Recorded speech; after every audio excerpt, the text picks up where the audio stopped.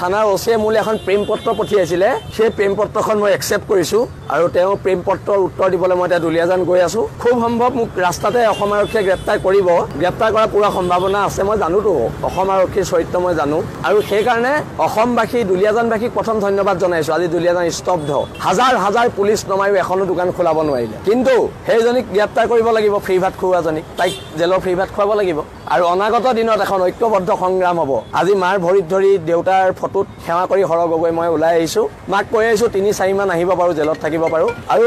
এটা কথা স্পষ্ট বীৰ লাচিত সেনাৰ সৈনিক আৰু শৃংখল চলিয়াই ঘাঁহ নেখায় সেইটো কথা মনত ৰাখিব লাগিব আৰু অনাগত দিনত খিলঞ্জীয়া আধিপত্য থকা অসম হ'ব মূৰ তল কৰি ইয়াত জীয়াই নাথাকো পুনৰ কৈছোঁ হ'ব পাৰোঁ আমি দুখীয়া আমি তহঁতৰ গোলাম নহয় আঁঠুকাঢ়ি অধিকাৰ খোজা বীৰ লাচিত সেনাৰ সৈনিকৰ নিয়ম নহয়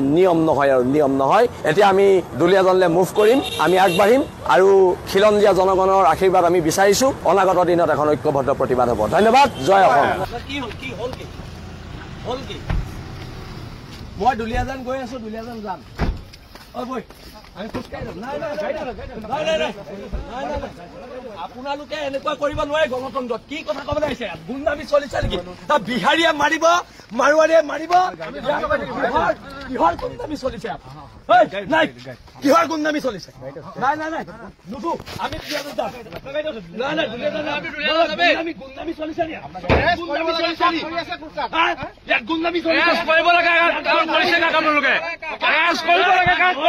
গুণ্ডামি আপোনালোক অসমীয়া নহয় নেকি যাব দিয়ক কি হ'ল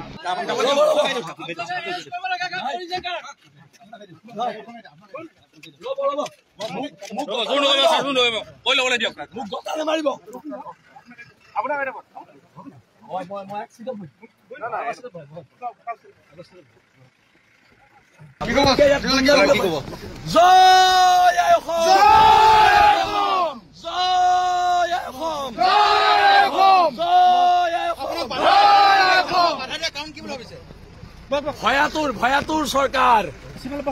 বিহাৰী তলত থকা চৰকাৰ